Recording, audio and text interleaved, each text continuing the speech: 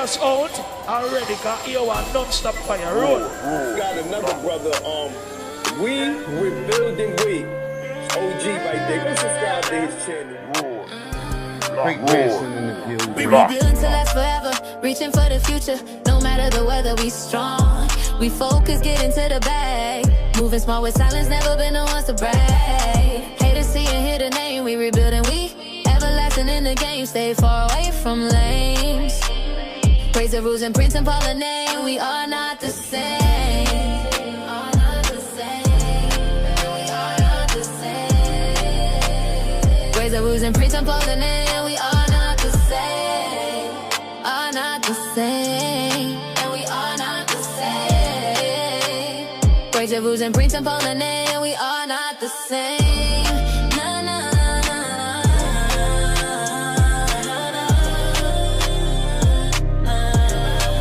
Are not the same. Are not the same. Are not the same. This is Story about perseverance, hard work, and overcoming obstacles. Grandson, also known as Grand BG, a compelling and complex character. With traits like industriousness, resilience, and street smarts, he has likely faced challenges and overcome obstacles. The addition of dangerous hints add a deeper layer to his personality. Grandson's dangerous side is a protective mechanism for his loved ones. He will stop at nothing to defend his family, making him a formidable force when they are threatened. The story takes a thrilling turn. Grand's mission to find his missing loved one drives the plot forward. His determination and dangerous side are likely to be tested as he navigates the town, seeking clues and confronting obstacles. The Double Cross City is a fitting nickname for a city with a mix of luxury and danger. The Strip, with its nightclubs, gambling, and drug-infested areas, sounds like a hub of illicit activity. The Depths, with areas like 4-6 Tray and Home Group Sector, suggest a poverty-stricken neighborhood with a strong gang presence. The 8-9 City Tower landmark could be a symbol of the city's corruption or a beacon of hope for those seeking change. The Double Cross City, where wealth and poverty collide. The Strip, with its nightclubs and gambling, contrasts sharply with the drug-infested areas of the Depths. Neighborhoods like 4-6 Tray and Home Group Sector have their own unique landmarks, like the 8-9 City Towers. Pulling up in the city, a mysterious woman in the red dress is none other than Luna, the informant who had been working with Detective James. Great-grandson hadn't seen her in years, and her sudden reappearance with a gun in hand is both shocking and intriguing. Luna ? Great-grandson says, his voice laced with surprise and caution. What are you doing here? And what's with the gun? Luna's expression remains enigmatic, but she slowly lowers her weapon, and great-grandson follows suit. The tension between them dissipates slightly, replaced by a sense of unease and uncertainty. Detective James, corrupt and power-hungry, has been working with Luna Lee to manipulate the city's underworld. Together, they have been kidnapping family members of influential people, using them as leverage for extortion and bribery. Grand's missing family member is their latest victim. As grandson searches for his loved one, he must navigate the treacherous landscape of the Double Cross City, avoiding Detective James's goons and Luna Lee's mysterious motives. As great-grandson navigates the treacherous landscape of the Double Cross City, he must confront Detective James's goons and unravel Luna Lee's mysterious motives. Will he be able to rescue his loved one and bring justice to the city? Money talk and bullcrap walk. Great-grand, 38 years old, hasn't set foot in the Double Cross City since he was 19. He's been away for nearly 2 decades, and his reunion with Luna is a blast from the past. However, he is unaware of Luna's current allegiance to the corrupt police force, led by Detective James. As they stand facing each other, great-grandson's expression is a mix of nostalgia and caution. He is unsure what to make of Luna's reappearance, but he is also curious about her intentions. Luna, what is going on? Great-grandson asks, his voice firm but with a hint of warmth. Luna's eyes seem to cloud over, and she glances around nervously before responding in a low tone. "We need to talk, great-grandson." Somewhere private, grandson and Luna step into the Shabazz restaurant on 3rd Street, just around the corner from the hotel where he is staying for the night. The restaurant is dimly lit, with the aroma of soul food wafting through the air. They take a booth in the back, away from prying eyes. Luna leans in, her voice barely above a whisper. "Great-grandson, I know what happened to your family member. Detective James kidnapped her, and I had nothing to do with it." Great-grandson's eyes narrow, his jaw clenched in anger. "What do you mean you had nothing to do with it?" Luna glances around nervously before continuing. "I am an informant, great-grandson. I work with Detective James, but I did not know about his plan to kidnap your family member. When I found out, I warned him that your family is not to be messed with. I told him that you would stop at nothing to protect them." Grandson's expression softens slightly, his anger giving way to curiosity. "Why are you telling me this, Luna? What do you want from me?" Luna's eyes lock onto GGS's, her expression serious. "I am telling you this, GGS, because I want to help you get your family member back. Detective James has gone rogue, and I do not want to be a part of it anymore." GGS's eyes narrow, his mind racing with possibilities. "What do you know about my family member's whereabouts?" Luna leans in closer, her voice barely above a whisper. "I know Detective James has them hidden in an abandoned warehouse on the outskirts of town. But be careful. He has got goons watching the place, and they will not hesitate to hurt people if we get too close." GGS's anger and distrust of Luna boil over, and he storms out of the restaurant, leaving her alone. He is not convinced of her loyalty or intentions, and he is not going to risk his family's safety on her words alone. As he walks away from the restaurant, GGS pulls out his phone and starts making calls. He dials number after number, rallying his own crew of over 100 members of 8 to 9 crew. These are men he trusts with his life, men who owe him loyalty and respect. "Gather the crew," GGS tells them. "We've got a mission. Detective James has crossed the line, and we are going to make..." His goons respond with a chorus of affirmation, eager to take on the corrupt detective and his crew. GGS knows he can count on them to watch his back and help him rescue his family member. After calling 8 to 9 crew to assemble for the mission, GGS's mind wandered back to Luna. He thought about their past, their romance as teens, and the comp still had for her. As he sat in his 2025 Benz, GGS couldn't shake off the image of Luna's nervous expression when he pulled over earlier. He wondered what she was thinking. GGS's thoughts were interrupted by phone buzzing with incoming calls, confirming their arrival at a rendezvous point later. He took a deep breath, focused head. But Luna's face lingered in his mind, a reminder of the personal stakes in this mission. What secrets was she hiding, and how would they affect the outcome? GGS heads back to his hotel room for the morning's mission. As he settles in, his phone rings with calls from his 7 brothers, all of whom are on their way to the double-cross city from Chicago, which is also known as Chirac. They are ready to ride with him and bring their own weapons to the fight. GGS's brothers, all seasoned veterans of the street, are eager to help their brother take Detective James and rescue their family member. They are unaware that GGS has already assembled a crew 8 to 9 for the mission. As GGS talks to his brothers, he is torn between telling them about the crew he has already gathered and letting them think they are the only ones coming to help. He decides to keep the information to himself for now, not wanting to diminish their enthusiasm or make them feel unnecessary. "Yes, we got back, brother," his brother Vic says over the phone. "We will be there in a few hours, ready to roll out." GGS nods to himself, feeling a sense of gratitude and loyalty towards his brothers. He knows they will have his back, no matter what. Hustling across city. GGS, Vic, Marcus, Jamal, Tyrone, Malik, Carlos, Juan, and Antonio are all siblings, ranging in age from 8 to 16. They live in a tough neighborhood where poverty and crime are rampant. Despite the hardships, their parents have instilled in them a strong sense of family and loyalty.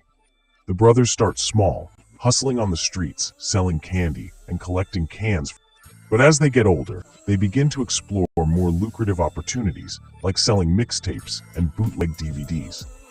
Grand, the eldest, takes charge, using his charisma and business acumen to guide his brothers. They work together, pooling their resources and sharing their profits. Their bond grows stronger with each successful venture.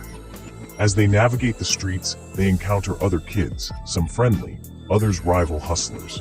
They learn to negotiate, to hustle, and to protect themselves. Their repos, and so does their confidence. But as they climb the hustle, they attract unwanted attention. James, a corrupt cop with a penchant for extortion, begins to take notice of the brothers' activities. The brothers' world is turned upside down when their parents pass away, leaving them to fend for themselves.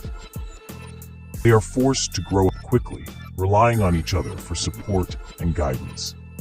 Their sister, Nikki, is the only sibling who stays in the city, while the brothers hustle on the streets.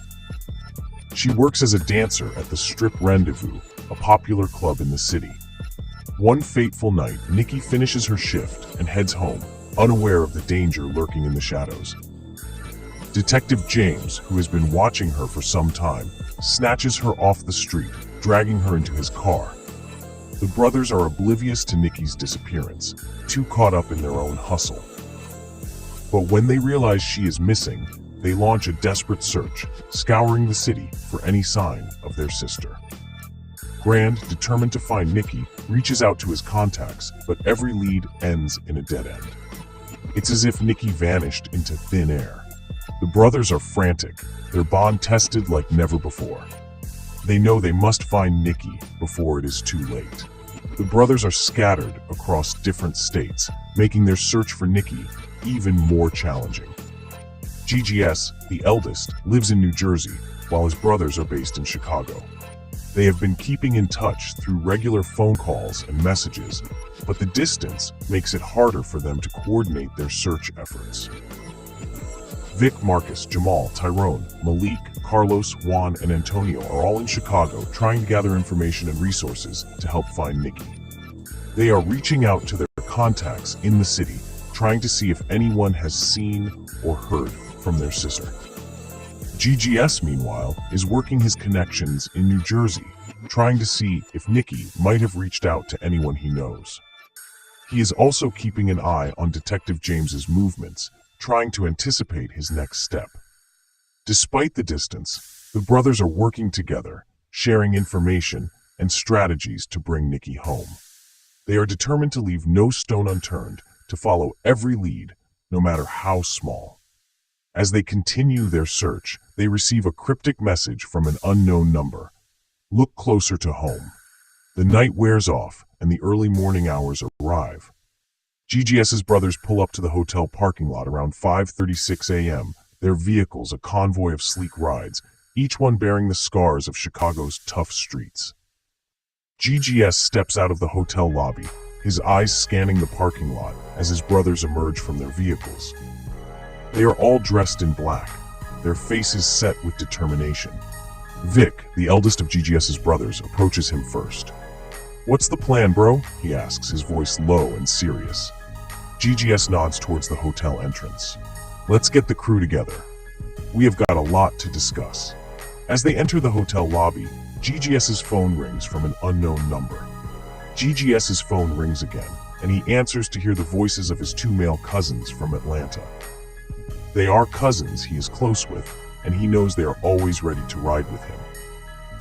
"Yo, cousin, we just got off the highway," one of them says. "Vic called us 2 days ago, told us to bring our gear. We are ready to roll out with you." GGS nods to himself, feeling a sense of gratitude towards his cousins for coming through. He knows they have got his back, no matter what. "Appreciate you boys coming up," GGS says. "We have got a situation with Detective James. He has kidnapped my sister, and we need to find her, my G."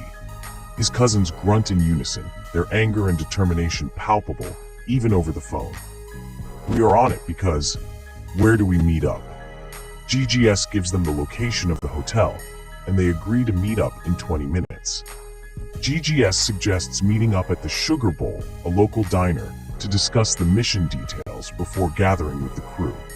Let's meet up at the Sugar Bowl because, GGS says to his cousins, we can grab a booth in the back and go over the plan before we meet up with everyone else.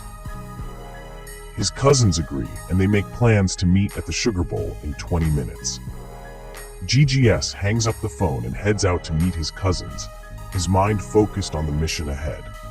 As he arrives at the Sugar Bowl, GGS sees his cousins already seated in a booth in the back. They nod at him as he approaches, and GGS slides in across from them. All right, cousin, let us get down to business, Vic says, his voice low and serious. What is the plan to take down Detective James and get our family member back? GGS leans in, his eyes locked on his cousins. Sugar Bowl Diner, filled with the warm aroma of breakfast food, and the 10 family members gathered around the large table, enjoying a hearty breakfast together before their mission. GGS and his brothers Vic, Marcus, Jamal, Tyrone, Malik, Carlos, Juan, and Antonio are all chatting and laughing together, their bond and camaraderie evident. The table is filled with plates of pancakes, eggs, bacon, and sausage, and the family members are engaged in lively conversation. As they eat, GGS takes a moment to look around the table, feeling grateful for his family's support and loyalty. He knows that together, they can overcome any obstacle and achieve their mission. The waitress, a friendly woman with a warm smile, refills their coffee cups and asks if they need anything else. Others all nod in appreciation, and the family continues their breakfast, savoring the moment before their mission begins.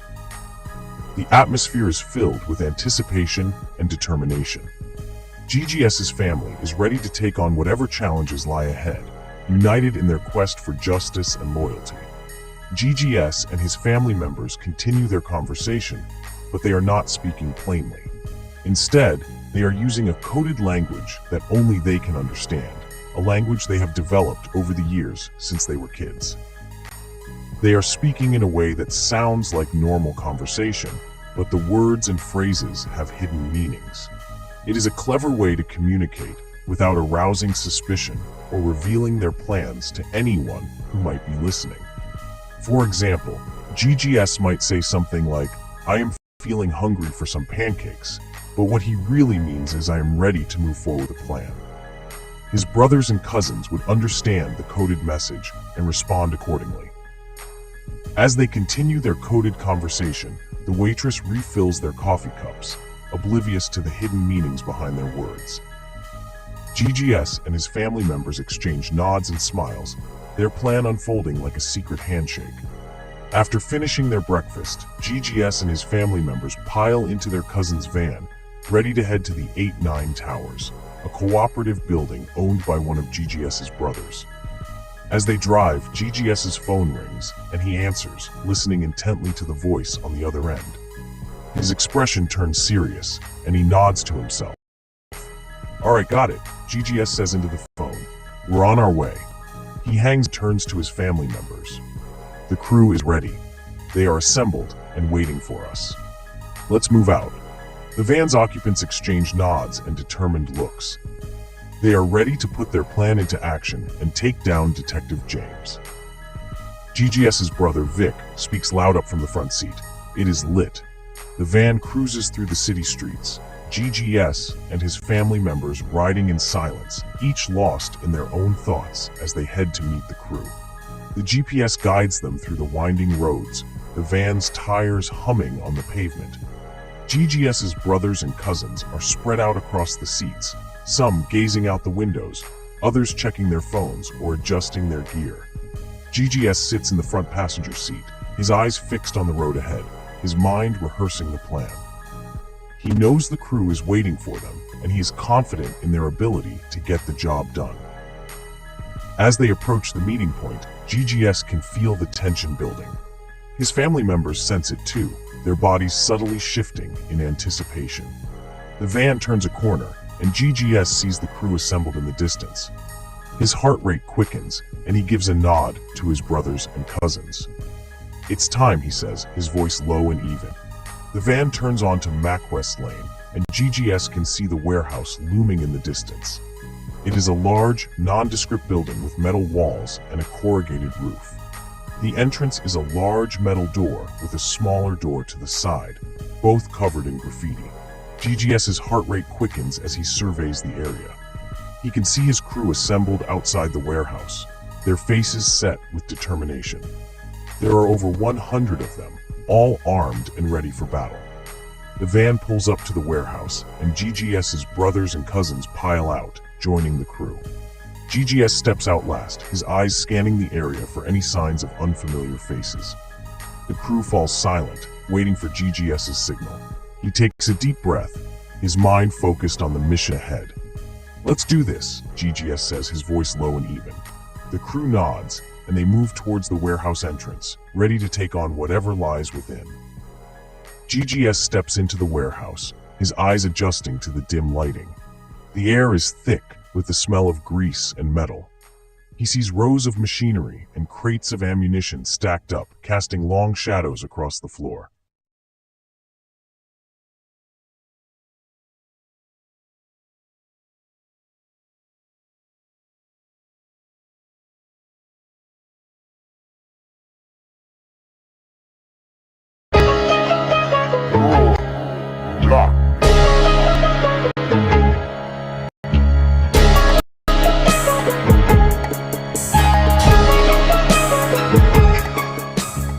The brothers are working together, sharing information and strategies to bring Nikki home.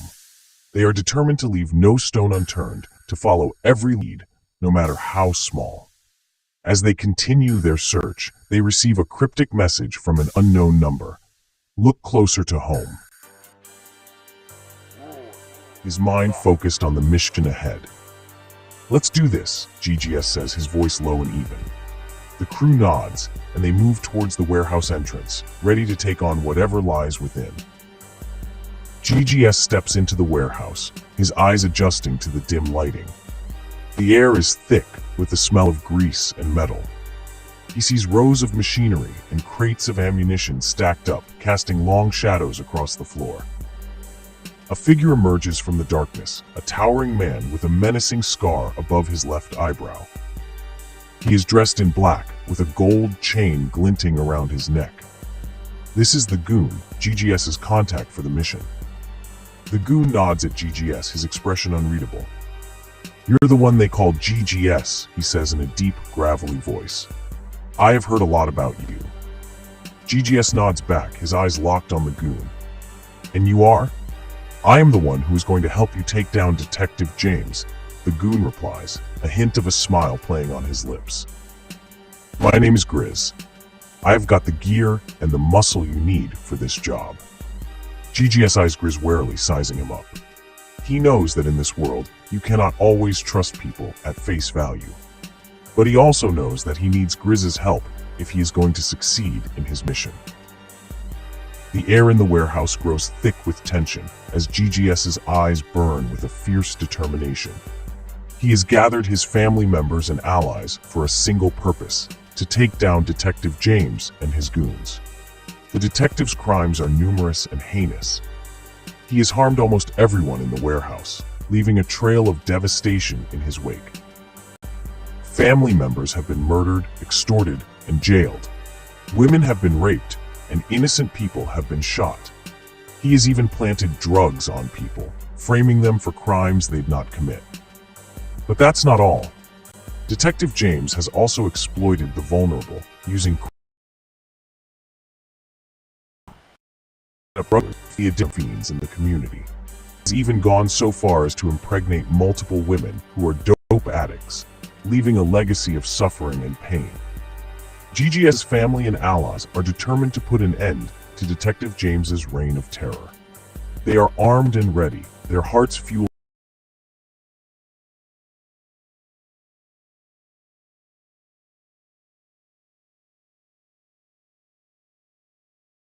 air electric with anticipation. The room falls silent as GGS's words hang in the air. His family and allies were ready to charge into battle, fueled by rage and a desire for revenge. But GGS's cautionary words bring them back to reality. "Hold up, everyone," GGS says, his voice firm but measured. "We can't do this like a wild gang. We are dealing with a police force, not some street thugs. We need to move strategically, plan accordingly, and take them down one by one." The room erupts into a mixture of nods and murmurs of agreement. GGS's family and allies know he is right. They cannot afford to rush into battle without a solid plan. "But why, GGS?" Vic asks, his voice laced with frustration. "We know Detective James is behind Nikki's disappearance.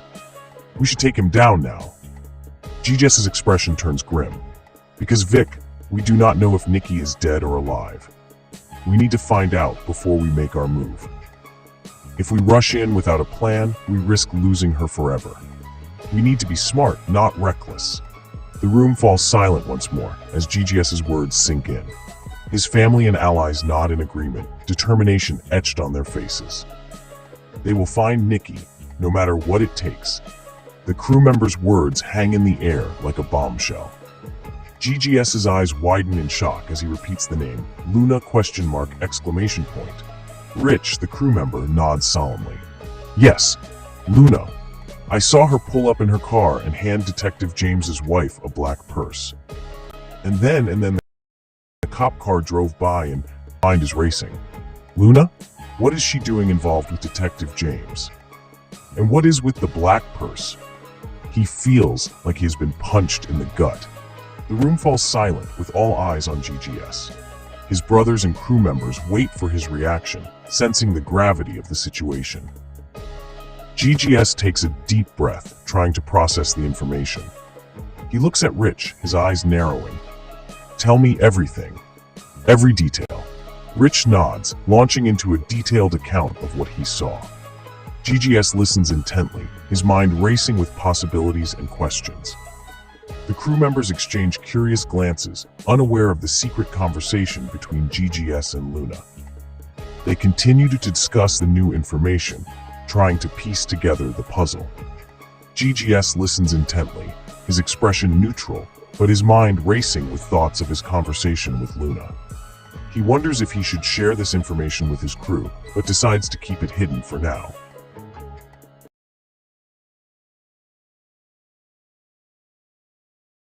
Looks at GS serious. "GS, what do you think is going on with Detective James and Luna?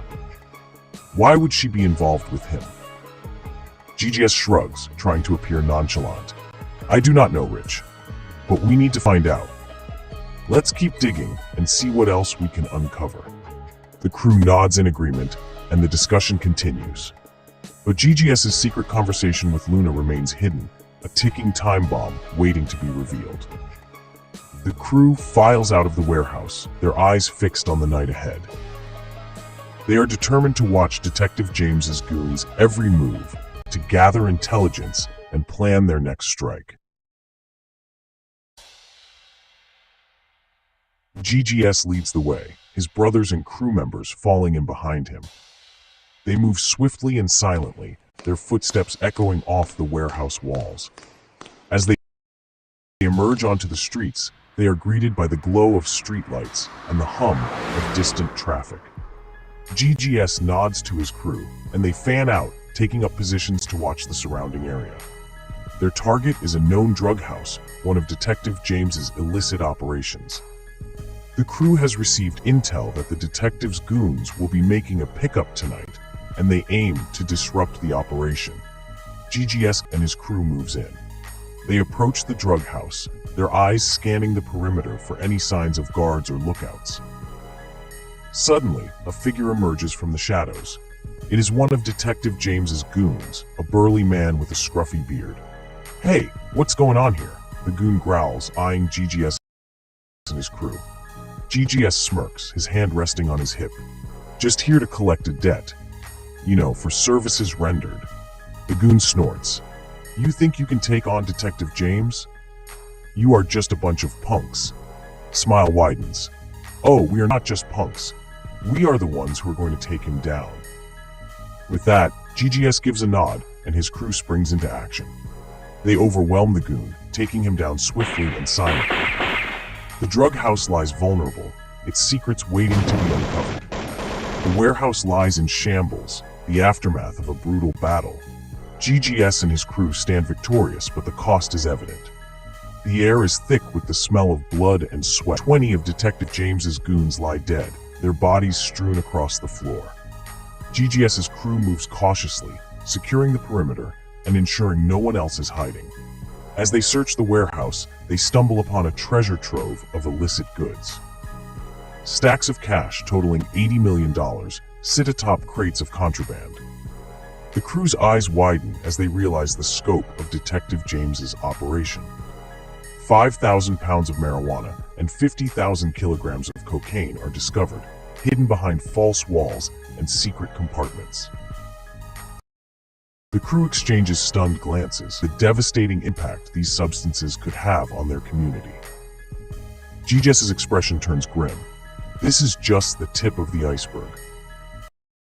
Detective James has been playing us all along, using his badge to protect his empire. The crew nods in agreement, their anger and determination growing. They know they must take down Detective James and dismantle his operation, no matter the cost.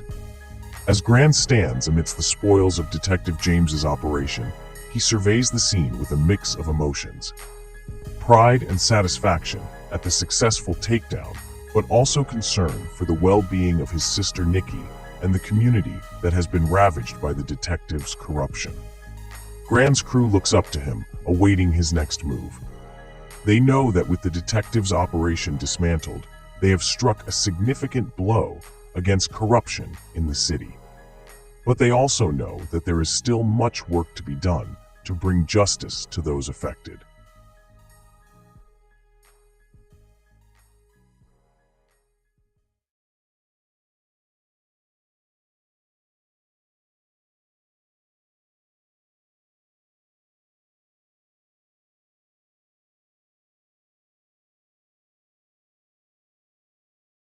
Consisting of his 7 brothers and 2 cousins, gather around him as he shares the new intel. The old lady on the avenue, a regular numbers player at the local bakery, had tipped them off about another location owned by Detective James. The location, a nondescript building with a bakery on the top floor, seems innocent enough. But Grand's crew knows better. They have been told that the basement is where Detective James stores his illicit goods. Without hesitation, Grand's crew moves in, their faces set with determination. They enter the bakery, avoiding the prying eyes of the patrons, and make their way to the basement door. Vic, Grand's brother, picks the lock, and they slip inside. The basement is dimly lit, with rows of crates and boxes stacked haphazardly. Grand's crew moves swiftly, searching for any sign of Detective James's operation. Suddenly, Carlos, another brother, whispers, "Guys, I found something." He holds up a small key card attached to a leather strap. Grand's eyes narrow. That looks like a police badge holder. This must be Detective James's stash. The crew begins to search the crates, finding stacks of jewelry, cash, guns, and drugs he stole in the tri-state for a long time. They realize that Detective James has been using 10 locations to store his illicit goods, and that they have stumbled upon a major part of his operation once again. Detective James sat at his desk, his eyes fixed on the phone in front of him. His mind was racing with thoughts of his stash spots being robbed, one by one. He had received a call from one of his informants, telling him that the latest location had been hit. Detective James's face turned red with rage as he slammed his fist on the desk. He couldn't believe that someone was daring to challenge his authority, to steal from him. He thought he had covered his tracks, that no one knew about his secret operations. But now, it seemed that someone had discovered his empire and was systematically dismantling it. Detective James's mind was consumed by thoughts of revenge. He would stop at nothing to find out who was behind these robberies and make them pay. As he sat at his desk, Detective James's eyes began to glaze over, his grip on reality tenuous at best. He was losing his mind, consumed by paranoia and anger. His colleagues began to notice a change in him, but he pushed them away, too far gone to listen to reason. The detective's descent into madness had begun, fueled by his own corruption and greed. But little did he know, his worst nightmare was just around the corner, waiting to strike. Detective James's eyes narrow as he paces around his office, his mind racing with suspicion. He is convinced that the person behind the robberies is someone within his own organization. He thinks back to all the people he has worked with, trying to remember anyone who might have a grudge against him or be clever enough to pull off such a sophisticated heist. His eyes land on a few individuals who have access to his operation's inner workings. There is his right-hand man, Sergeant Thompson, who has been with him since the beginning. Thompson has always been loyal, but Detective James wonders if he might be getting greedy. Then there is the new recruit, Officer Rodriguez, who has been asking too many questions lately. Detective James thinks Rodriguez might be trying to gather intel for a rival organization or even the police department's internal affairs. As he continues to ponder, Detective James's phone rings. It is an unknown number, but he answers anyway. Detective James, a low, gravelly voice says, "You're looking for someone, but you are looking in the wrong place." Detective James's grip on the phone tightens. "Who is this?" The voice chuckles. "Someone who knows your secrets, and I am your worst nightmare." Detective James hung up the phone, angry. Detective James's corruption runs deep, and his crimes are far-reaching.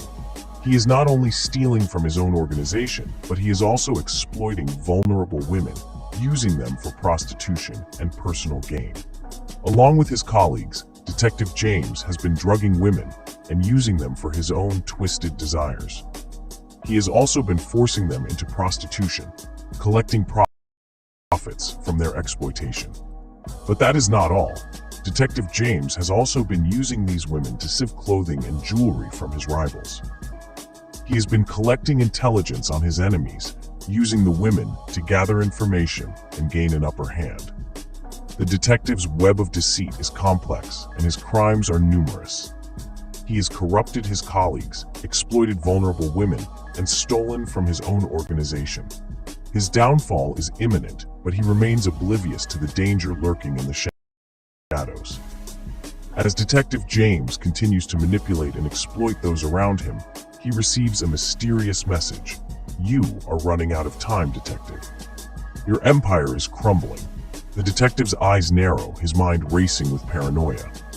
Who is behind this message, and what do they want? He knows he must act fast to protect his empire, but he is not sure where to turn. Detective James pours himself a cup of coffee, his hands shaking slightly as he tries to calm his nerves. He has been trying to reach his captains, the leaders of his goon squad, but none of them are answering their phones. He is starting to feel a sense of unease, wondering if something has gone wrong. But he pushes the thought aside, telling himself that they are probably just busy or ignoring his calls on purpose. As he takes a sip of his coffee, he glances around the police station, making sure no one is watching him. He then gets up and heads to the evidence room, also known as the property room.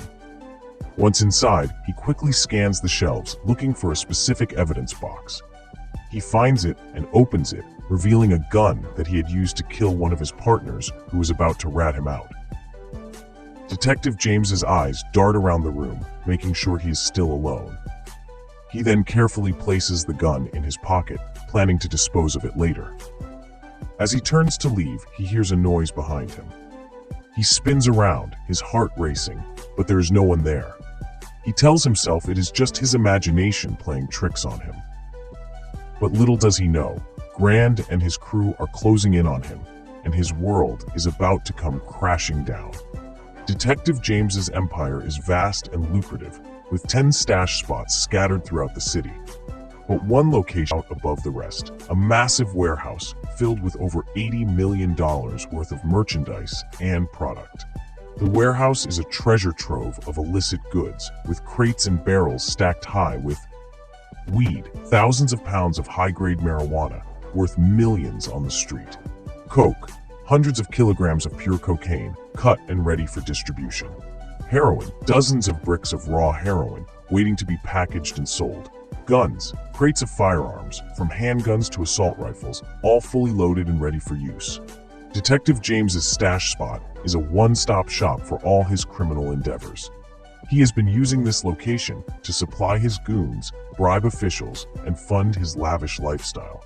But with Grand and his crew closing in, Detective James's empire is on the brink of collapse. His stash spot is about to be compromised, and his entire operation will be exposed. The magnitude of Detective James's illicit empire is staggering. 2 of his stash spots contain 15 duffel bags filled with cash, which have not been counted yet. Doing the math, assuming each duffel bag contains at least $1 million, that's a total of $15 million per spot, making it $30 million in uncounted cash. But that's not all. 4 of his stash spots contain exotic European cars, including Maybachs, worth a staggering $30 million. These luxury vehicles are likely used for personal enjoyment, bribes, or as status symbols to intimidate and impress. The total value of Detective James's empire is now estimated to be $80 million in merchandise and product, weed, coke, heroin, guns, $30 million in uncounted cash, $30 million in exotic European cars, total $140 million. Grand and his crew are getting closer to dismantling Detective James's empire, but the detective will stop at nothing to protect his interests. Detective James's last thoughts, the final remnants of his illicit empire, are revealed to be nothing but glass and pill labs. These labs are responsible for producing the detective's own brand of narcotics, flooding the streets with addictive substances. Grand and his crew, determined to bring Detective James's empire to its knees, set fire to the labs. The flames engulf the structures, consuming the evidence of the detective's crimes. The sound of shattering glass and the acrid smell of burning chemicals fill the air as the labs are reduced to smoldering ruins. Detective James's operation is now in ashes, his grip on the city's underworld broken. Grand and his crew watch from a safe distance, their faces set with satisfaction. They have dismantled Detective James's empire, piece by piece, and brought him to his knees. But as they turn to leave, they are met with the sound of sirens in the distance. The police are closing in, responding to the fire. Grand's crew knows they must disappear into the night, their mission accomplished. As they fade into the shadows, Detective James emerges from the darkness, his eyes blazing with fury and humiliation. He knows his empire is gone, and he has been outsmarted by Grand and his crew. Luna, the informant, is busy getting the women ready for the strip, styling their wigs and making sure they look their best for the night's events. She is chatting with them, trying to keep their spirits high, when her phone rings. She answers, and Detective James's voice is on the other end, yelling and cursing. Luna's eyes widen as she listens to his tirade. "Do you know who the fuck is doing this to me?" Detective James screams. "My empire is crumbling, my stash spots are being robbed, and my goons are disappearing. Who is behind this?" Luna tries to remain calm, but her heart is racing. She knows that Detective James is on the verge, and she needs to tread carefully. "I do not know, Detective," Luna replies, trying to sound innocent, "but I will do my best to find out. Maybe it is one of your rivals or a disgruntled employee." Detective James's anger seems to escalate, and Luna can almost feel his rage through the phone. "Find out who it is, Luna. I do not care what it takes. I want them dead." The line goes dead, and Luna is left staring at her phone, her mind racing with the implications. She knows she needs to be careful, that Detective James is capable of anything, but she also knows that she has a role to play in bringing him down. Luna bursts out laughing amongst the girls, but they are confused, not knowing what is so funny. However, Luna's laughter is rooted in her knowledge of Detective James's downfall and her own sinister plans. As a selfish and cunning street-smart individual, Luna only thinks about herself and her own interests. She is aware of Nick and is plotting to use this information to her advantage. Gleam with malice as she contemplates calling Grand, offering to reveal Nikki's whereabouts in exchange for a share of the stolen money. She knows Grand will do anything to rescue his sister, and she is willing to exploit this desperation for her own gain. Moreover, Luna plans to use this opportunity to set Grand and Detective James against each other, ensuring her own escape from the city's drama. She will play both sides, fueling their rivalry and watching from the shadows as they destroy each other. With a sly smile, Luna pulls out her phone and starts dialing Grand's number. The game is about to get even more treacherous, and Luna is ready to play her cards. Grand navigates the familiar streets of his hometown, the 8 to 9 Towers, where his family built their fortune. He is returning to the city after a tumultuous divorce, seeking solace and refuge among the streets he once dominated. As he drives, whispers of his return spread like wildfire. Some old friends and allies cannot wait to reunite with Grand, eager to reminisce and potentially collaborate. However, his enemies also take notice, their animosity and resentment simmering just below the surface. Grand's phone rings, interrupting his thoughts. He glances at the caller ID, and his expression turns cautious. The name Her appears on the screen. Luna, the informant. Grand's instincts tell him to avoid her call, knowing she might be trying to gather information or lure him into a trap. He ignores the call, letting it go to voicemail. Grand's focus remains on his return to the city, reconnecting with old allies and potentially forging new paths. He is unaware of Luna's true intentions or the chaos that might ensue from her actions.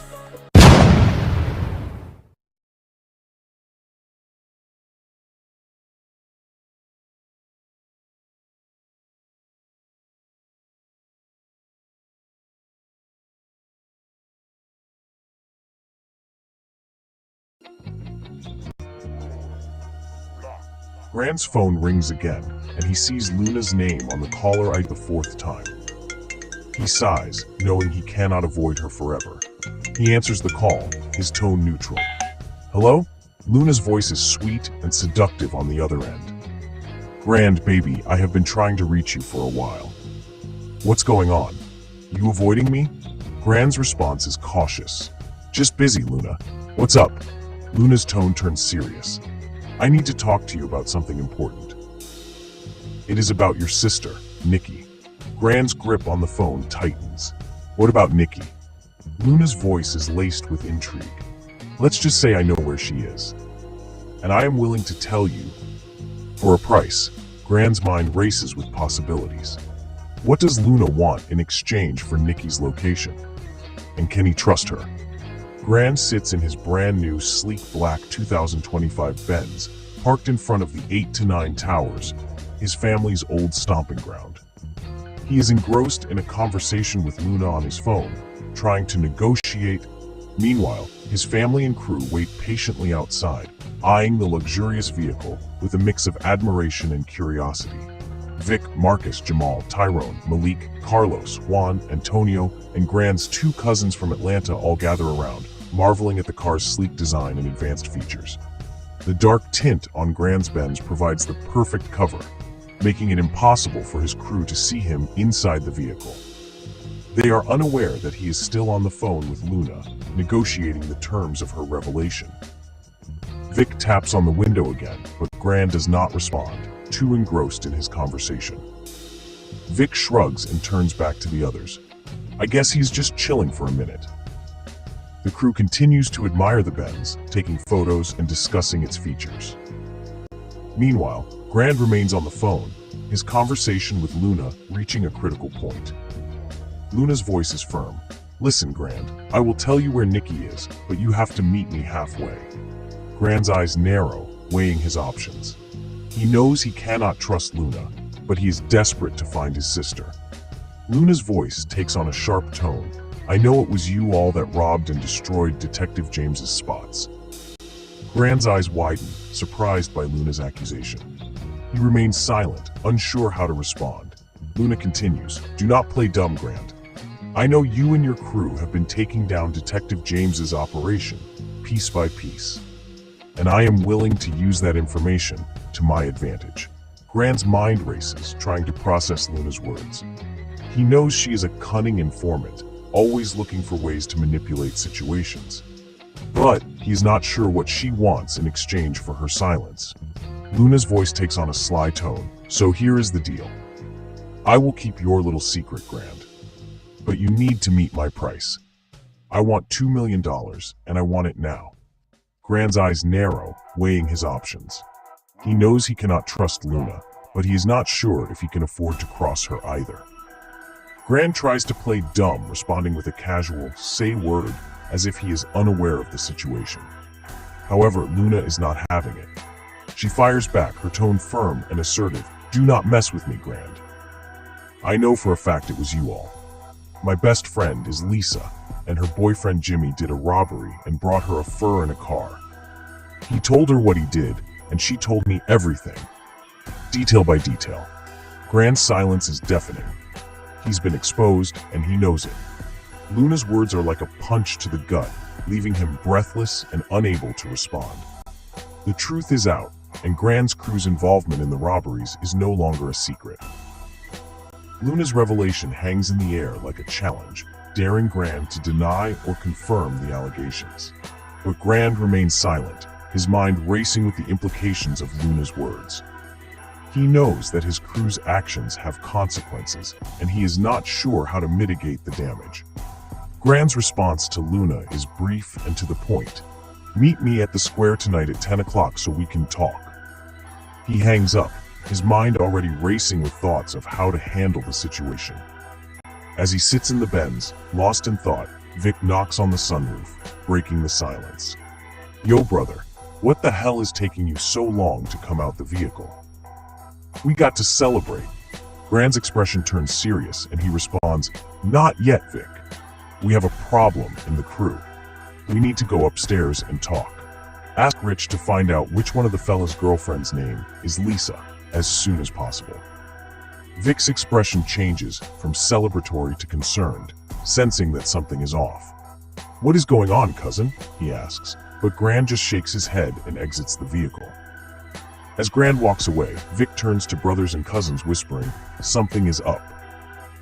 Grand has got a problem, and it has got something to do with some person named Lisa.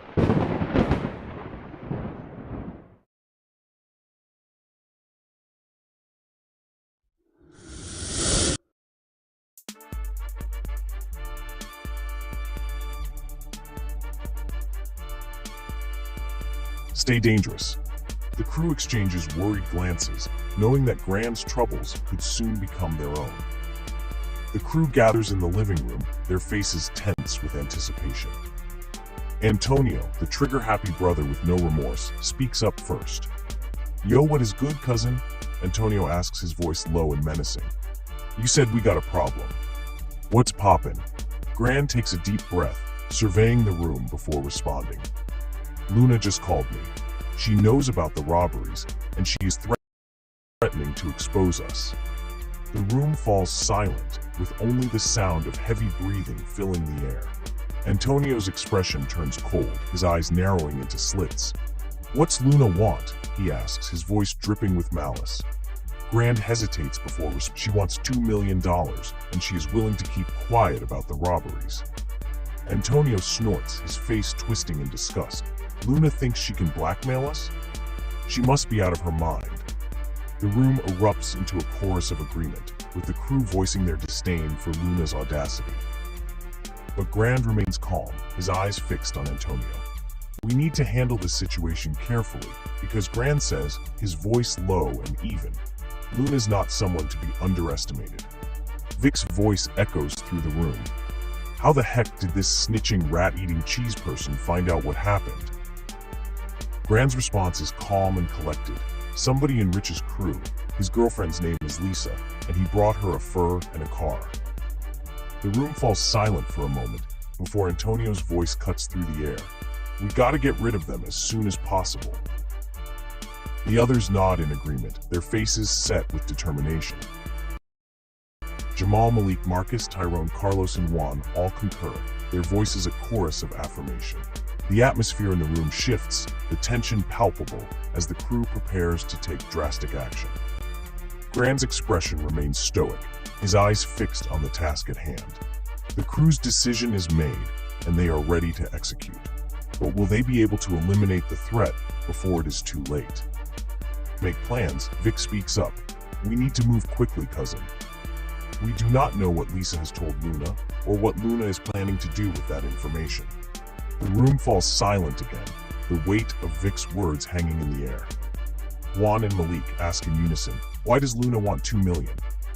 Grand's expression turns serious, and he replies, she knows where Nikki is located, and being that she knows what we did, she wants to make a deal. The room falls silent, with the crew exchanging worried glances. Grand's eyes narrow, his mind racing with thoughts of Luna's betrayal.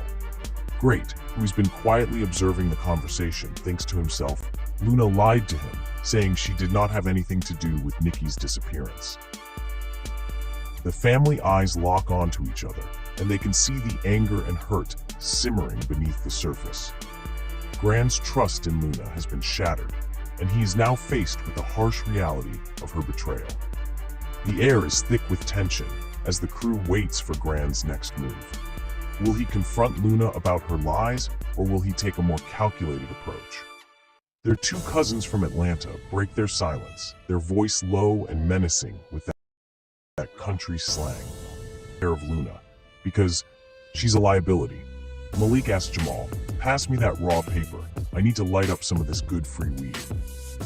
The room erupts in laughter, with everyone cracking up at Malik's request. Even Great, who has been serious and focused on the situation, cannot help but chuckle. Jamal hands Malik the rolling paper, and he starts to roll 2 spliffs. The sound of laughter and the smell of weed fill the room, providing a brief moment of levity amidst the tension. As Malik lights up the raw papers, he takes a hit and exhales, saying, "Ah, that is the good stuff." The others nod in agreement, and the room is filled with the sound of laughter and relaxation. For a moment, they forget about Luna's betrayal, the threat to their operation, and the danger that lurks outside. They are just family, enjoying each other's company and the simple pleasures in life. But as the blunt gets passed around, Vic's phone rings again, breaking the spell. "Hold up, y'all," he says, answering the call. Rich's voice comes through the phone, his tone serious and somber. "Yo, Vic, I just got word that Jimmy and Lisa were just killed at the mall parking lot."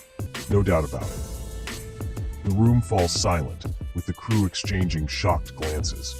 Vic's eyes widen as he asks, "What happened?" Rich continues, "They were coming out of the mall, shopping bags in hand, when they were ambushed. Swiss cheesed up, bullet holes everywhere. Heavy ammunition involved. It was a professional hit, no question." The crew's faces turn grim, their minds racing with the implications. Grand's eyes narrow, his jaw clenched in anger. "This is a message," Grand growls. "Someone is trying to tell us something, and I feel it is Detective James." Grand glances at his Rolex, noting the time is 9:30 p.m. He has to meet Luna soon.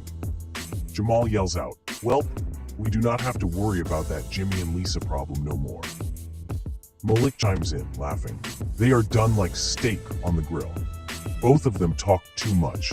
We needed to take care of that." The room erupts in laughter, but Great's expression remains serious. Vic says, "We still need to deal with that rat bitch Luna," he says, his voice loud and even. Malik nods in agreement.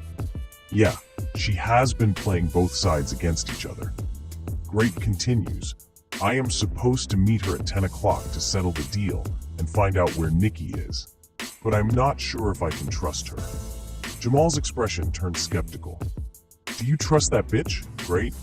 This could be a setup. You heard what happened to Jimmy's stupid ass." The room falls silent, with the crew exchanging worried glances. Great's eyes narrow, his mind racing with the possibilities. Great's eyes lock onto Jamal's, and he responds with a firm tone, "Stay smart and dangerous, brother. That is how we were raised." The room falls silent, with the crew nodding in agreement. Great's words are a reminder of their upbringing, of the code they live by. Stay smart, stay dangerous, and always watch each other's backs. Jamal's expression turns determined, his eyes gleaming with a fierce intensity. He nods at Great, a silent understanding passing between them. Vic speaks up, his voice low and even. Hey, cousin, we got your back. You go handle Luna, and we will keep it locked down here. The crew nods in agreement, their faces set with a fierce resolve. Great's eyes narrow, his mind focused on the task ahead. He takes a deep breath, his voice firm. Let's do this. Malik speaks up, his voice firm. Forget that, we are going with you.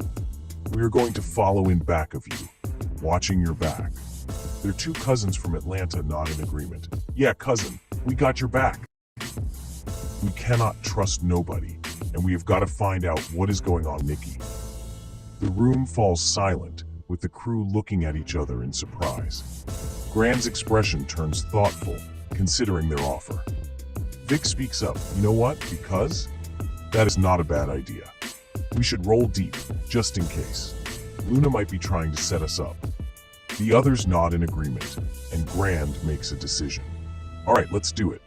We will roll together, but stay sharp. We do not know what we are walking into. The crew nods, and the room erupts in a chorus of, let's ride, and time to get Nikki back.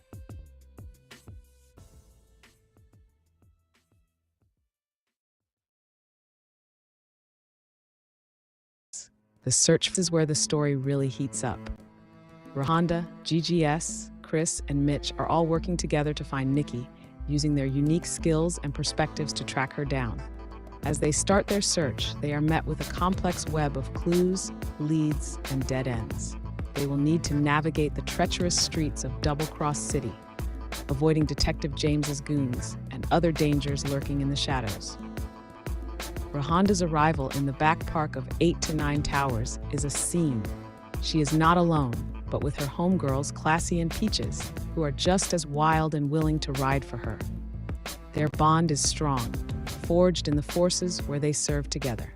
The image of them drinking Henny, which is short for Hennessy, and smoking Zaza, which refers to high-quality weed, adds to the vivid picture of their carefree and loyal spirits. Classy and Peaches seem like they would stop at nothing to support Rahonda on her mission to find Nikki. The scene just got lit. Rahonda's arrival is marked by loud trap music, burning rubber, and a dramatic entrance that grabs everyone's attention. Vic's laughter and comment about ruckus and trouble hint at Rahonda's reputation for being fierce and unpredictable. Chris and Mitch's exchange with Malik about Rahonda's identity is brief, but Malik's question about the fine ladies with her suggests that Classy and Peaches are making an impression. And then Rahonda jumps out of her car and punches her older brother Chris right in the face. The scene is intense and emotional. Mitch's reaction to Rahonda's sudden punch to Chris's face is shock and confusion, while Chris and their younger brother remain silent. Rahonda's outburst reveals a deeper issue. She feels Chris lied to her about not coming to Double Cross City and owes her money. Grand intervenes, shutting down the argument and reminding everyone that their priority is finding Nikki. Grand shouts out to his brothers and cousins, "All right, let's roll out.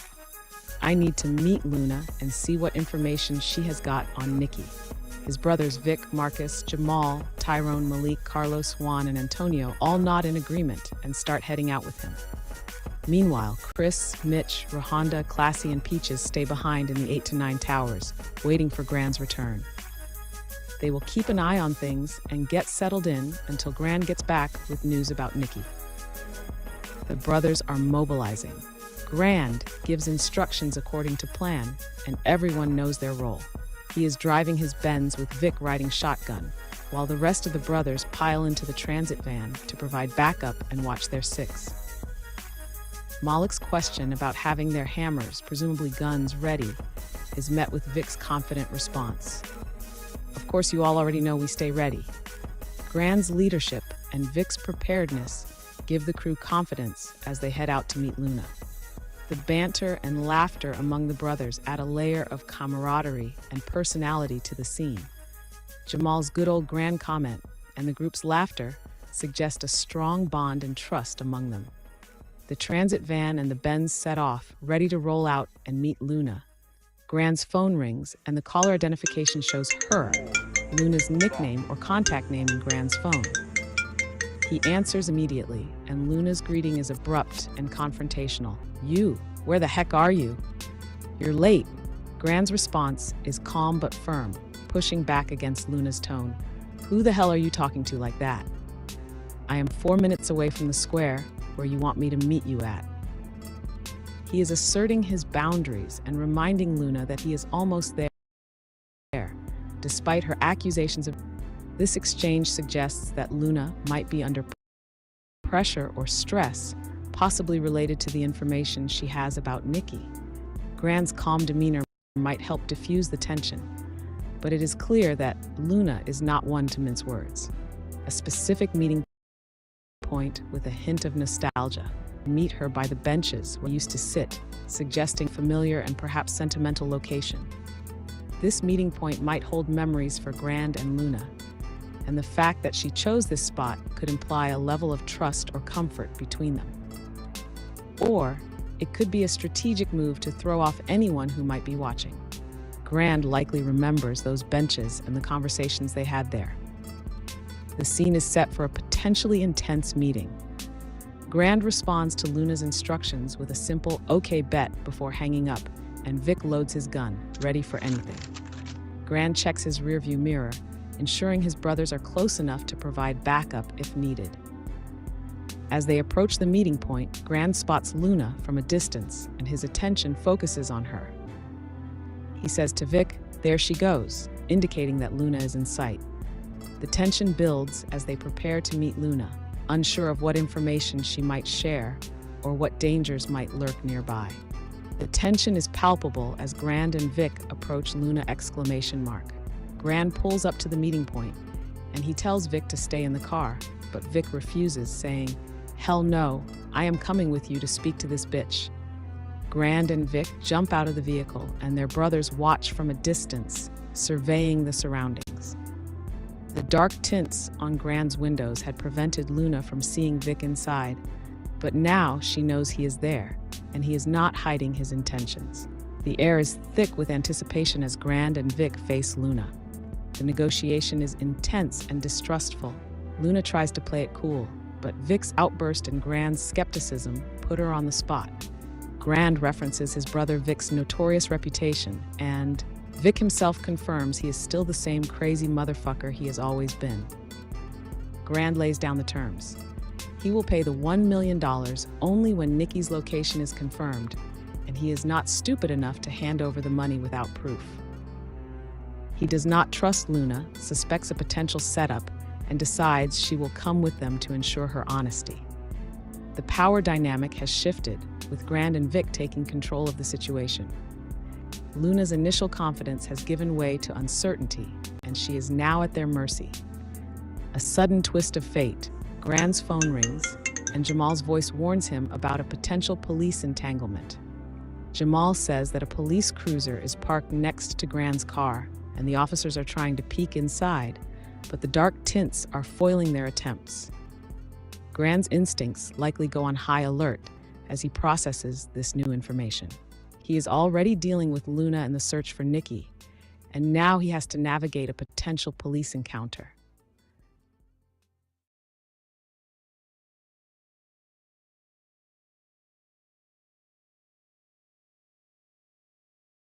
Previously on Hustler's Hand, Double Cross City.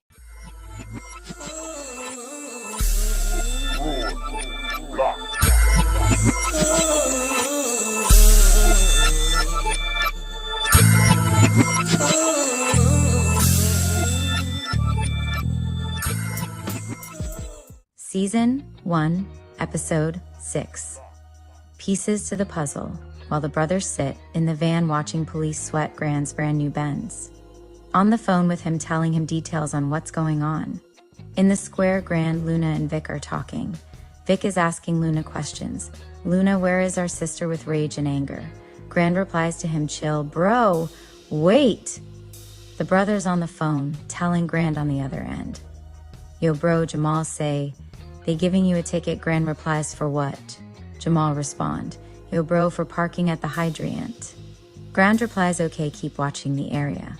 As the convo continues, Grand is asking Luna more questions to get into her head.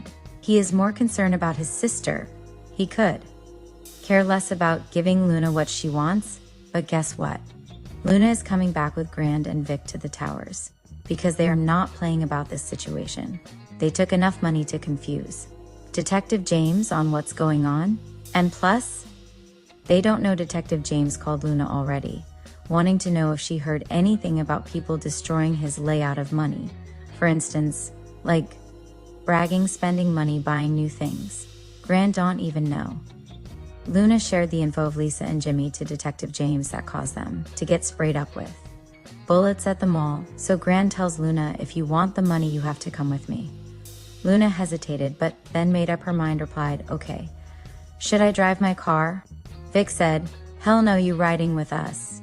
As they walk to Grand's vehicle, Luna has no idea the family in the transit van posted up watching the scene, guns ready. Grand approached his car, hit the alarm, took the ticket posted by police and rips it up. Vic jumps in the back seat, Luna gets in the front passenger seat. They drove off, headed to the 8 to 9 towers, where Rahonda and her friends and her brothers are waiting for Grand's arrival. Meanwhile, back at the towers, Chris, still holding his face from Rahonda pushing him in it earlier in front of everybody. Mitch looking at his watch, waiting for the call from family. A few minutes later, Grand calls him saying, we on our way back and everything is cool. We coming with a guest, and tell Chris to clean up the kitchen. Mitch replies, I got you cuz, and hangs up the phone, turns to Chris and say, Big cuzzo said you have to clean the kitchen. Chris replies, the kitchen is clean with new plastic on the floor. And I bought new garbage bags yesterday. Rahonda laughs. Huh, same old gangsters. I heard what you said to Chris, Mitch.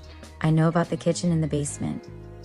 Peaches out of nowhere say, I'm a nosy bitch. I want to know about the kitchen too. Classy replies to Peaches, mind your business, girl, they having family talk. Let's roll up some Zaza, no grab a bitch. They saying that. Fetty Wap is in it. Peaches reply, okay, bet. As they walked off to the car to GET, the herb. Rahonda wants to know who I s the guest. Mitch and Chris has an idea, but really don't know. Mitch and Chris heard and seen a lot of things, and know better not to share with the females what they've been doing before they got there, and plus they stand on law and know the rules. Women talk too much. Meanwhile, in the streets of Double Cross City, Grand, Vic, and Luna are driving. Traffic light turns red. Grand turns to Luna and asked her why and how you became an informant, and what made you work with Detective James. Vic shouts in the back seat, you a rat bastard, Luna. Grand bursts out laughing, a fierce glint in his eye. Haha, that's even better. We robbed him blind and now he's desperate. Vic leans forward, voice low and deadly. This just got personal. He thinks taking Nikki will hurt us? Will destroy him and his empire, his reputation, every fucking thing. Grand nods intensely. Exactly.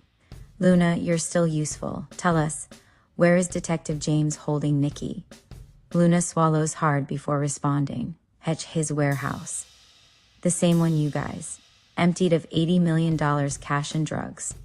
The car falls silent for a moment before Grand explodes into action. Vic, call the crew. Assemble everyone at 8 to 9 towers. We're hitting Detective James where it hurts most. His last stronghold. And getting Nikki back. Even better, they get to plan a deadly precision strike. Grand nods decisively.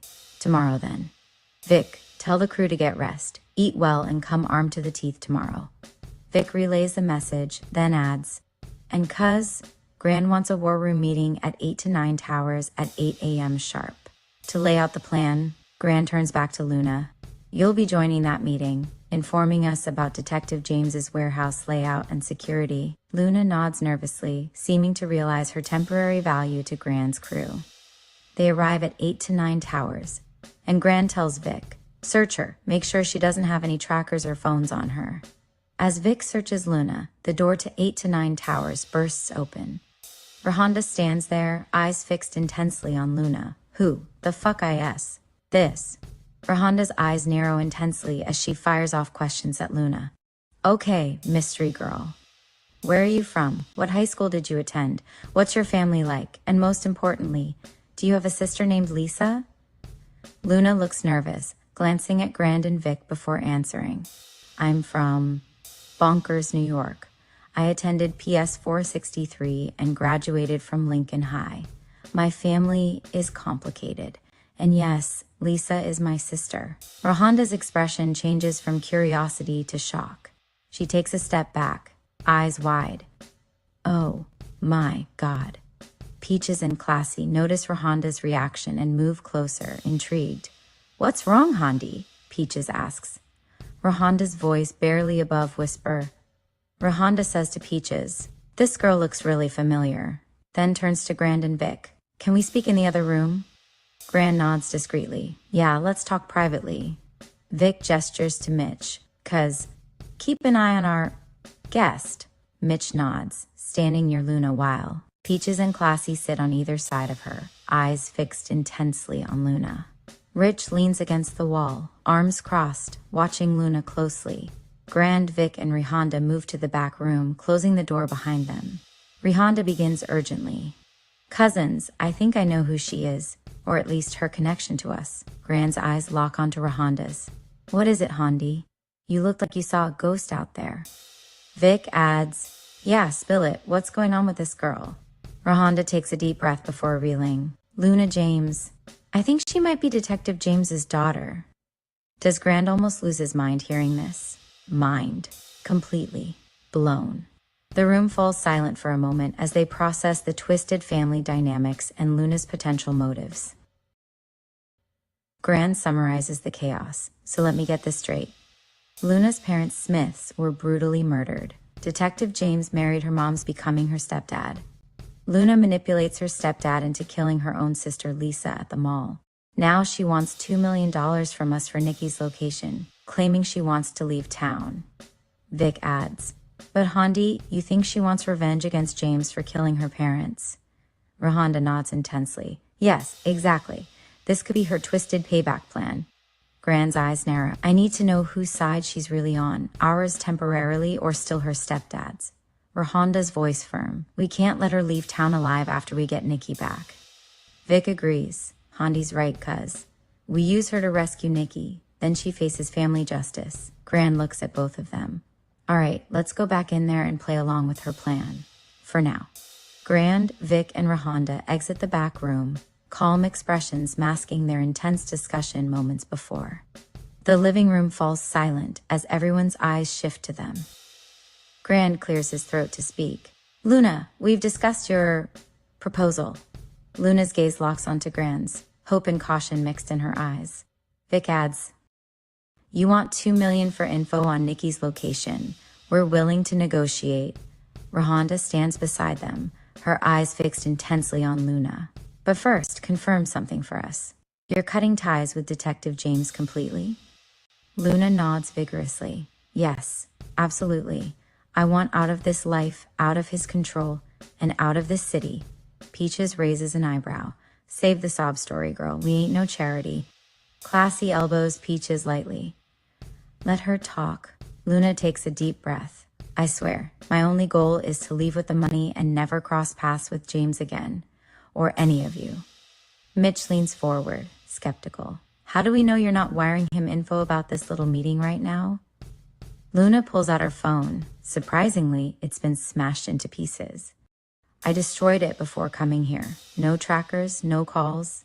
I'm done with him." Grand eyes her intensely. "All right, we have a deal. But if you're playing us..." Vic finishes his sentence. "You'll suffer worse than your parents did." Luna's eyes widen slightly at the mention of her parents before she nods slowly. "I understand." Luna's eyes seem to glaze over for a moment as she processes everything they've discussed. Her parents' murder, Detective James's involvement likely, her sister Lisa's death by her in his hands, her own revenge plot unfolding. Her gaze snaps back into focus, a cunning spark igniting in her eyes. She thinks to herself, "Wait, they've connected the dots. James killed my parents, and they think I want revenge against him. What if I use this to my advantage?" Luna's expression transforms into a mask of determination and deceit.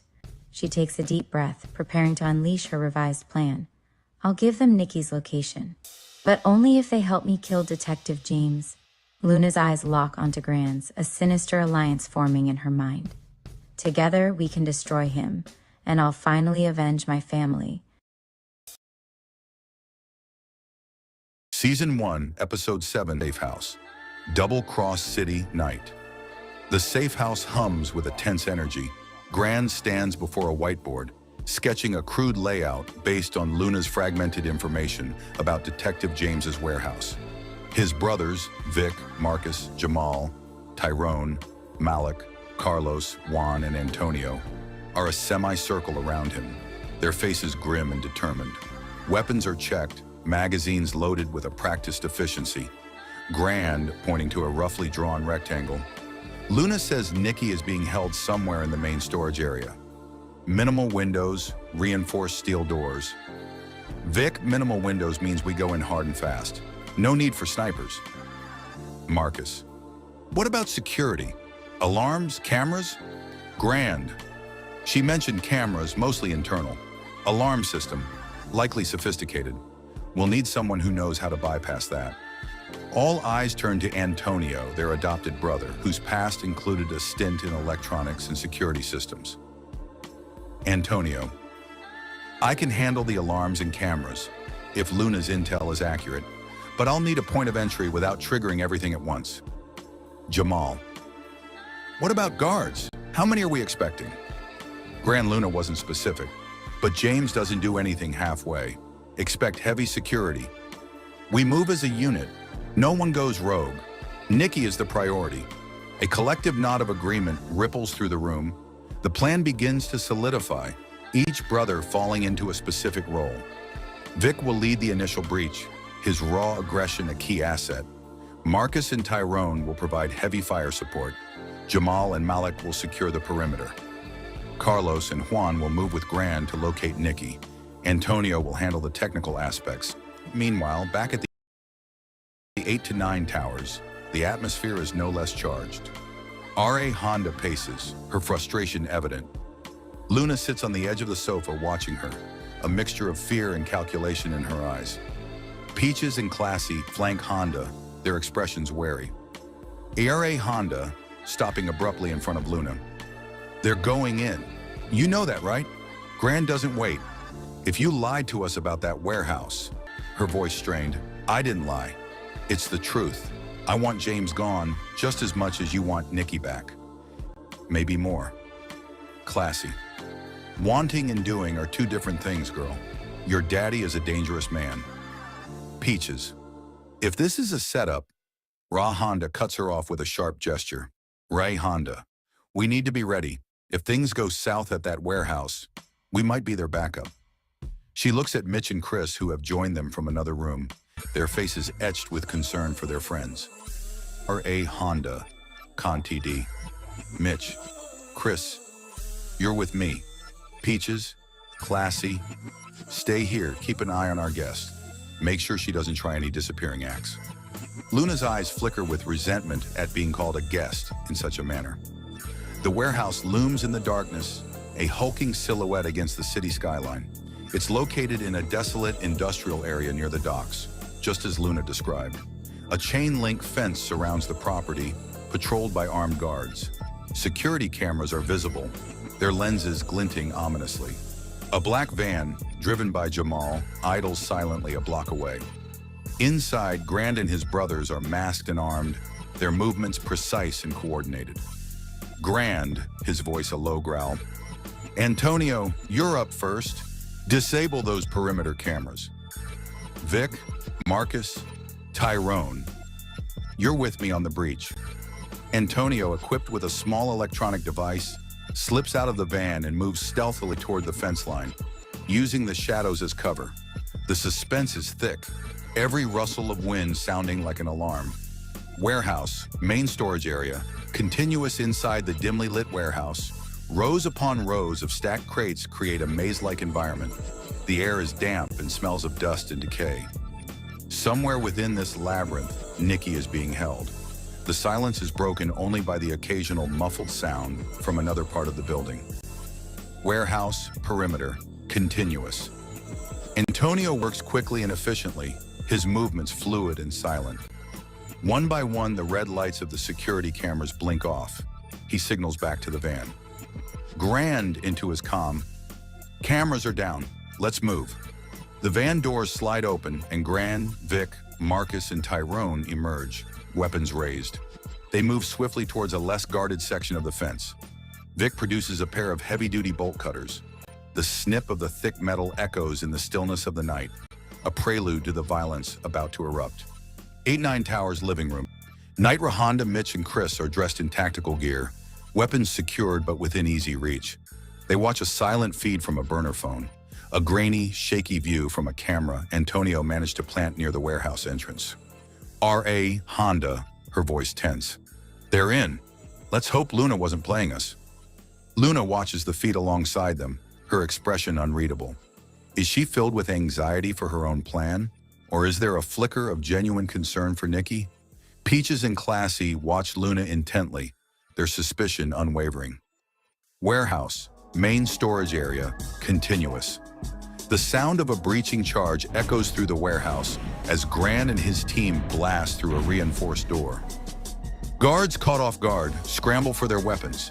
The air fills with the deafening roar of gunfire.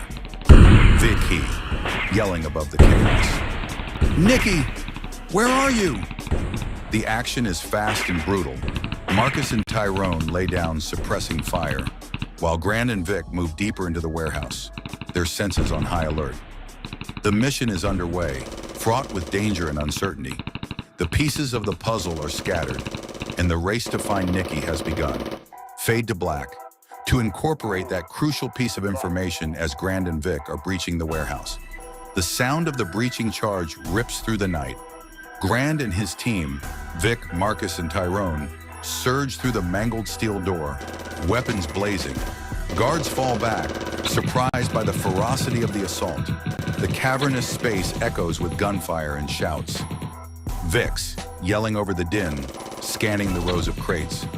Nikki, where the hell are you? Gran, his eyes sharp and focused, moves with a grim determination.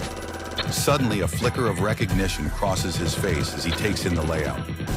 Gran, his voice urgent, grabbing Vic's arm, pulling him close amidst the chaos. Vic, this is the same damn warehouse. Vic stops, his weapon still trained on a downed guard, and looks around, his brow furrowed. Vic, what are you talking about, cuz? It's just another dirty lockup. Gran, no. Think back. The 80 million, the night we hit this place. Remember that far corner? The one with the reinforced door we couldn't crack? Vic's eyes widen in dawning realization. He remembers the intense heat of the moment, the adrenaline pumping as they cleared the main area, and that one stubborn, unyielding door. Vic. Yeah, I remember. We figured it was just extra storage. Grand, his voice tight with a sudden surge of hope and dread. Luna said James moved Nikki here after we hit it. What if that wasn't just extra storage? What if it was a secure room, a panic room, somewhere we wouldn't think to look? The realization hangs heavy between them, cutting through the adrenaline of the firefight. Nikki could be right under their noses, in a part of the warehouse they'd already been in, but never fully explored. Vic, his voice filled with a renewed urgency. Then that's where she is. James wouldn't put her in the open. That secure room, that's gotta be it. Grand nodding grimly. Marcus, Tyrone, cover us. Vic and I are going to check the far corner, the reinforced door. Leaving Marcus and Tyrone to lay down suppressing fire, Grand and Vic push deeper into the warehouse, their focus now narrowed on that one forgotten corner, a potential secret holding the key to Nikki's rescue. The suspense ratchets up, the possibility of finding her so close fueling their desperate push through the ongoing firefight. The air in the building hung thick with the acrid smell of gunpowder and something else, something metallic and sickening that Grand's gut clenched against. Each muffled gunshot that had punctuated their desperate sprint through the unknown building now echoed in the sudden, terrifying silence of the back hallway. Vic moved with a grim determination, his hand never straying far from Grand's back, a silent reassurance in the face of the unseen danger ahead. They moved like shadows, pressing against the damp, peeling wallpaper, their breath catching in their throats with every creak of the floorboards. The sounds of their own movements seemed deafening in the stillness, amplifying the frantic thumping of Grand's heart against his ribs. He kept his focus narrowed, his eyes scanning every doorway, every shadow that stretched long and distorted in the dim light filtering from a shattered window down the hall. Then Vic stopped abruptly, his grip tightening on Grand's arm. He pointed towards the end of the hallway. A heavy reinforced door stood starkly against the decaying surroundings, its steel surface scarred and dented. Beside it, lying haphazardly amongst a pile of discarded tires, glinted a length of dark metal, a crowbar. A surge of adrenaline mixed with a sliver of hope shot through Grand. This had to be it. Nicky had to be behind that door. He snatched the crowbar, its weight familiar and strangely comforting in his trembling hand. Vic positioned himself beside him, his eyes locked on the door, a silent promise of support etched on his face.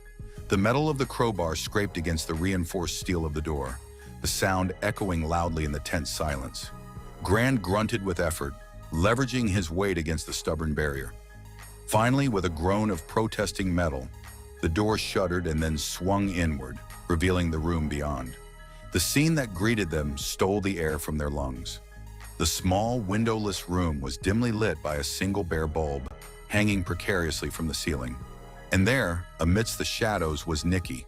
But she wasn't alone. Two other women lay still and lifeless on the cold concrete floor.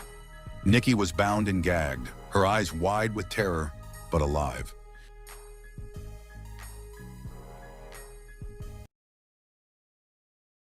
Previously on Double Cross City, Season 1, Episode 7.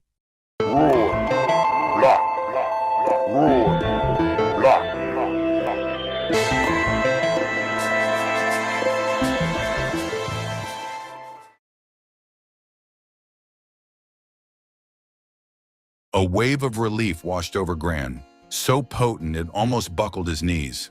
But it was instantly followed by a crushing wave of horror and grief as the reality of the scene sank in. The sight of Nicky, bound and terrified, spurred Gran into immediate action. Without a word, he moved towards her, his focus solely on freeing his sister from her restraints. His large hand, still trembling slightly, worked quickly at the knots binding her wrists and the rough gag around her mouth. As soon as Nicky could breathe freely, a choked sob escaped her lips. Gran pulled her close, holding her tightly against his chest, feeling the fragile tremor of her body. "We're here, Nicky. We've got you," he murmured, his voice thick with emotion. Vic, meanwhile, had instinctively positioned himself defensively. His AR-15 held steady in his grip, scanned the doorway and the shadows beyond. His eyes, usually filled with a warm light, were now hard and focused, assessing any potential threats. The silence in the room felt fragile, a deceptive lull that could shatter at any moment. "Can you walk?" Grand asked Nicky, his voice low and urgent as he gently pulled away to look at her. She nodded weakly, her eyes darting towards the still figures on the floor, a fresh wave of fear washing over her face. Without hesitation, Grand carefully lifted Nicky into his arms, cradling her against his broad chest. She was light, too light. He could feel the frantic beat of her heart against his own. "Let's go," Vic said, his voice firm but quiet. "I'll cover us." He moved cautiously toward the doorway, his weapon raised, his senses on high alert. Grand followed, his precious cargo held securely. The weight of Nicky in his arms was a stark reminder of their vulnerability, but also a powerful motivator. He had to get her out of here. He had to protect his sister. As they moved back through the hallway, the earlier silence seemed to have been replaced by a low, distant murmur, perhaps the sounds of whoever had orchestrated this horrific scene. Vic moved with a practiced stealth, his every step deliberate and quiet, ensuring their safe passage. The distant murmur escalated as Grand and Vic moved deeper into the building. It wasn't just voices, there was a distinct metallic clang, the unmistakable sound of weapons being handled. Vic's grip tightened on his AR-15.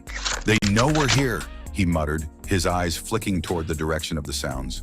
Suddenly, a figure rounded a corner ahead, clad in dark tactical gear and holding a pistol. "Contact!" Vic yelled, instantly raising his rifle. A sharp burst of gunfire echoed through the hallway. Grand flinched, instinctively shielding Nicky's head with his body.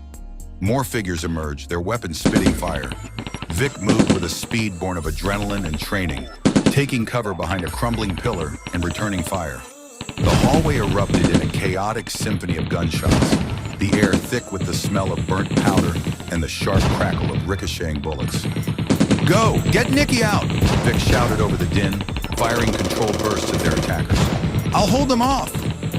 Grand's heart pounded in his chest. He hated leaving his brother, but Nikki's safety was paramount. Clutching her tightly, he turned and sprinted in the opposite direction, his boots pounding against the dusty floor. The sounds of the gunfight behind him were deafening, each shot a stark reminder of the danger they were still in. He navigated the maze-like corridors, his mind racing, trying to remember the way they had come in. He needed to find an exit, any exit. The building felt like a trap, and the hunters were closing in. He burst through a doorway into what looked like a storage room, filled with overturned shelves and discarded equipment. A small barred window offered a sliver of hope. It was too high and too small, but it was something. Just then, heavy footsteps approached the doorway. Grand tensed, ready to defend Nikki with whatever he could find. Just as the heavy footsteps reached the doorway, a ragged shout ripped through the din of gunfire from the hallway they had just left. "Grand, get out of here! I'm right behind you!" It was Vic's voice, strained but resolute. Grand's breath hitched. He didn't want to leave Vic to face these armed individuals alone, but his brother's command was clear. He had to get Nikki to safety. He scanned the storage room frantically. His eyes landed on a stack of overturned metal drums near the back wall. An idea sparked in his mind. It was risky, but it might be their only chance. "Hold on tight, Nikki," he grunted, shifting her weight slightly. He moved quickly toward the drums and began toppling them over, creating a makeshift barricade between them and the doorway. The crashing metal echoed loudly, momentarily masking the sounds of the ongoing gunfight. "This way," he urged, pulling Nikki towards the back wall, where the small barred window was located. He examined it quickly.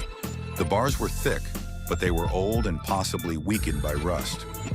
Just then, the door to the storage room burst open, and two figures in tactical gear stormed in, their weapons raised. But the toppled drums momentarily blocked their line of sight, giving Grand a precious few seconds. "Vic!" Grand yelled toward the doorway, hoping his brother was still holding his own. Before the armed men could react, Vic appeared in the doorway, firing a controlled burst that forced them to duck for cover. "The back way! There's a service exit!" he yelled, gesturing with his weapon towards a dark opening in the far corner of the room that Grand hadn't noticed before. Without hesitation, Grand moved towards the opening, still carrying Nikki. It was a narrow passage, barely wide enough to squeeze through. "Can you make it?" he asked Nikki, his voice tight with urgency. She nodded weakly, clinging to him. Grand went first, carefully maneuvering through the tight space. On the other side, they found themselves in a dimly lit corridor, the sounds of gunfire still echoing from the storage room but slightly muffled. Vic squeezed through the passage moments later, his chest heaving. "Let's go! They'll be right behind us." They moved quickly down the corridor, the urgency of their escape propelling them forward. The service exit couldn't be far now. A wave of relief, sharp and intense, washed over Gran and Vic as they processed the corrected information. Their brothers, Marcus, Jamal, Tyrone, Malik, Carlos, and Juan, had made it through the brutal gunfight, eliminating the threat posed by Detective James's goons. The weight that had settled in their chests with the initial news lifted slightly, replaced by a surge of fierce pride and a sliver of hope. "They did it," Vic breathed, a grim satisfaction in his voice. "They actually did it." He briefly closed his eyes, a silent acknowledgement of their brother's strength and skill. But the joy was immediately tempered by the stark reality of Antonio's fate. Their adopted brother, a part of their family, was gone, felled by a gunshot to the head outside the warehouse. The loss was a fresh wound, a stark reminder of the high cost of this night. Grand's grip on Nikki tightened. The mix of relief and grief was a confusing and painful knot in his chest. Their family had fought hard, but they had also suffered a devastating loss. "We'll mourn him," Grand said, his voice low and heavy. "But right now, we need to keep moving. Antonio wouldn't want us to stay here." Vic nodded, his gaze hardening with renewed determination. "You're right. Let's get Nikki safe." They continued down the dimly lit corridor toward the service exit, their steps now carrying a different weight. The relief of their brother's survival mixed with the sorrow of Antonio's death. The urgency to escape remained, but it was now intertwined with a fierce protectiveness for Nikki and a silent vow to honor Antonio's memory. The drive back to 8 to 9 Towers police driving by quickly to the warehouse felt both like an eternity and a blink. The city lights, usually a comforting beacon, seemed to pulse with the recent violence and loss. Nikki remained quiet, leaning against Gran, the trauma of her ordeal still palpable. Vic sat in the passenger seat, his gaze fixed on the road ahead, a grim determination etched on his face. The silence in the car was heavy, punctuated only by the low hum of the engine and the occasional sigh. As they pulled up to 89 Towers, the familiar imposing structure offered a sense of sanctuary. The entrance was already bustling, a mix of anxious and relieved faces waiting for their return. Ra stood at the forefront, her expression a mixture of worry and anticipation. The moment Gran stepped out of the car, carrying Nikki gently in his arms, a collective sigh of relief went through the gathered crowd. Ra rushed forward, her eyes first going to Nikki, then meeting Gran's with a silent question. Gran simply shook his head, his expression conveying the sorrowful news before he even spoke. The atmosphere shifted instantly. The relief was still there, but it was now tinged with a heavy sadness. Ra embraced Nikki gently, her voice soft with concern. "Nikki, we're so glad you're home." As Nikki was being helped inside, Gran turned to Ra, Vic at his side. "We lost Antonio," Gran said, the words raw and heavy.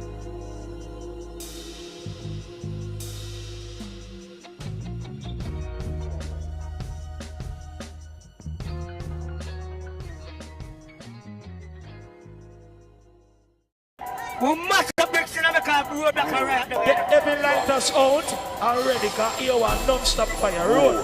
Got another brother, we rebuilding weight. OG right there. Go subscribe to his channel. Greatgrandsun in the building. We rebuilding to last forever, reaching for the future. No matter the weather, we strong. We focus, get into the bag.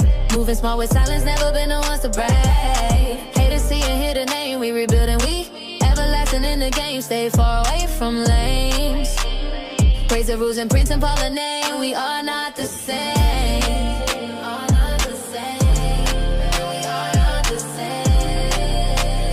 Praise the rules and Prince and Paul the name. We are not the same. Are not the same. And we are not the same. Praise the rules and Prince and Paul the name. We are not the same. Na na na na na.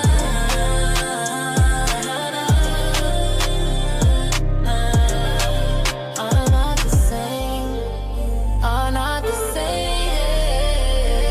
Are not the same. This 2009 and we are not the same.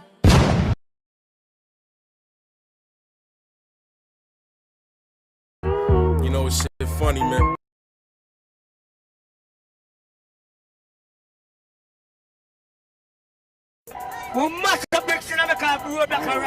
Every light us out But listen, me, already got here one non-stop fire I do road. this for that nigga that ain't do it, but going through it, cause he ain't cut a deal. More hungry than I ever been, looking like I never missed a meal. And I do this for that nigga that ain't do it, but going through it, cause he ain't cut a deal.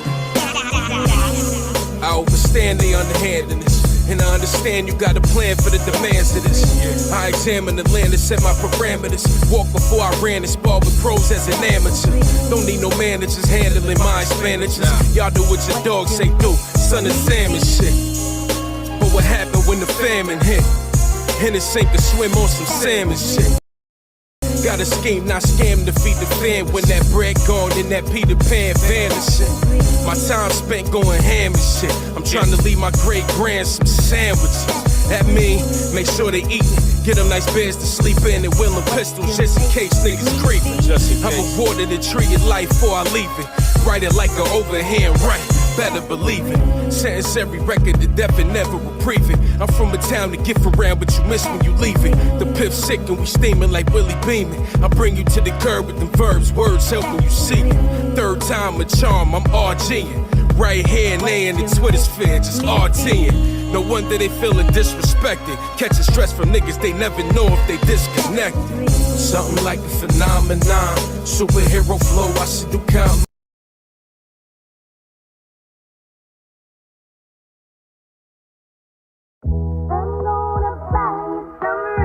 You know this shit funny, man.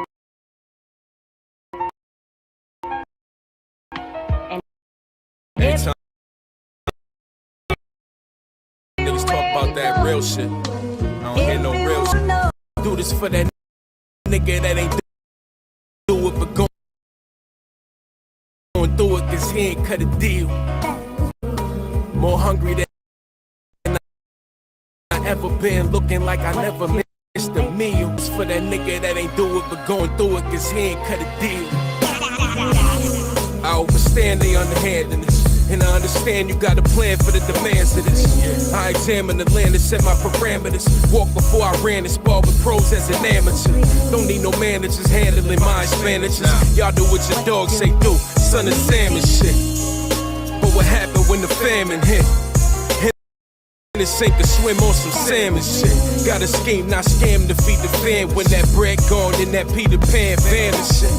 My time spent going ham and shit. I'm trying to leave my great-grandson sandwiches. That mean, make sure they eat it. Get them nice beds to sleep in and willing pistols just in case niggas creeping. I'm awarded a tree of life before I leave it. Write it like an overhand right, better believe it. Sentence every record to death and never reprieve it. I'm from a town to get around, but you miss when you leave it. The pip's sick and we steaming like Willie Beeman. I bring you to the curb with them verbs, words helping you see it. Third time a charm, I'm RGing. Right here and there in the Twitter sphere, just RTing. No wonder they feeling disrespected. Catching stress from niggas they never know if they disconnected. Something like a phenomenon. Superhero flow, I should do count.